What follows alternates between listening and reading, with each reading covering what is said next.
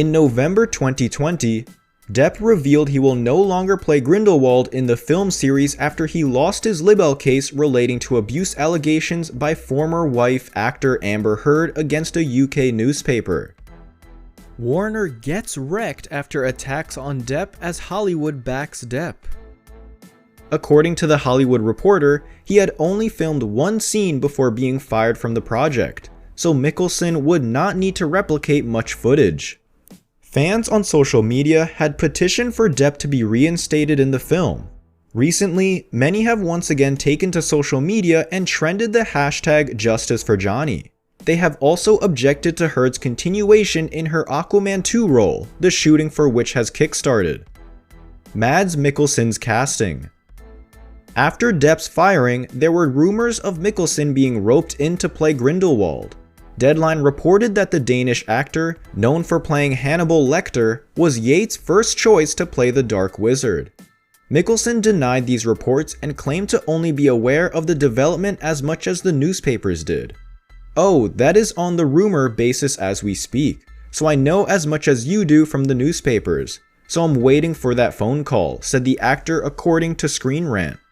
In November 2020, Warner Bros. Confirmed Mikkelsen joining the cast of Fantastic Beasts 3. Johnny Depp was mostly box office poison before the first Pirates of the Caribbean movie in 2003, and there was little evidence that the critical darling was much of a draw outside of Jack Sparrow sequels and Tim Burton directed fantasy flicks, Sleepy Hollow, Charlie and the Chocolate Factory, and Alice in Wonderland. And to be clear, it's not like films like What's Eating Gilbert Grape, Dead Man, or Don Juan DeMarco were meant to be huge box office hits, and Depp presumably never cared about that kind of stardom. Save for Michael Mann's Public Enemies, co-starring Christian Bale, which earned $214 million on a $100 million budget in 2009. Most of Depp's star vehicles, Mordecai, Black Mass, The Lone Ranger, Transcendence, etc., were commercial catastrophes. Depp was hired for Fantastic Beasts as an added value/prestige element. The overseas strength of both Fantastic Beasts and the Pirates of the Caribbean movies show that Depp has some value when encased in a safe franchise outside of North America. At the time, the film's release was an example of a Warner Bros. Property run right, compared to the executive micromanaging at work on the likes of Batman vs Superman and Suicide Squad. But today, DC Films is a relatively steady ship, pandemic-related release dates notwithstanding. Lego is over at Universal, and J.K. Rowling's Wizarding World is the brand that's in peril. And now Warner Bros. Has requested and received Johnny Depp's resignation from the series. Johnny Depp, on Wednesday, 8th of July, denied claims of domestic violence against his former wife Amber Heard during the second day of questioning in his libel trial in London. Depp is suing The Sun's publisher, News Group Newspapers, and its executive editor, Dan Wooton, over an April 2018 article that said he had physically abused Heard. The Pirates of the Caribbean star said Heard's claims that he assaulted her on multiple occasions are totally untrue. NGN is disputing the claim for libel and said there is overwhelming evidence that he attacked Heard while under the influence of alcohol and drugs between 2013 and 2016. The former couple first met on the sets of the 2011 film, married in 2015 and divorced 2 years later, as allegations of abuse emerged, with various accusations being made back and forth. It seems that the two have been embroiled in a never-ending legal and personal battle.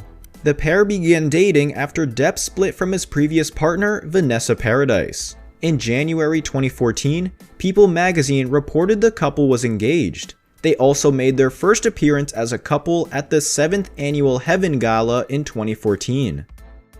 The actor spoke about how his take on the villainous role would differ from Depp's rendition in an interview with EW in December last year. "No, this is the tricky part. We're still working it out. There has to be a bridge between what Johnny did and what I'm going to do. And at the same time, I also have to make it my own. But also, we have to find a few links to the previous version of the character and some bridges so it doesn't completely detach from what he's already masterfully achieved," he said. He added that landing the opportunity was a shocker, especially after the events that led to it. He also wished both Depp and Heard his best, and hoped they would be back in the saddle again. In a recent interview with The Times, he said while he was unsure whether Depp losing the role was fair, but producers knew that the show must go on. Mickle said he wished he could have talked to Johnny Depp before giving his nod to the third installment of the Harry Potter spin-off franchise. And I know it was controversial for many people, but that's just the way it plays out once in a while, he explained. He shared a statement on Instagram saying that Warner Bros., the production house financing the film, had asked him to resign in light of the court's verdict.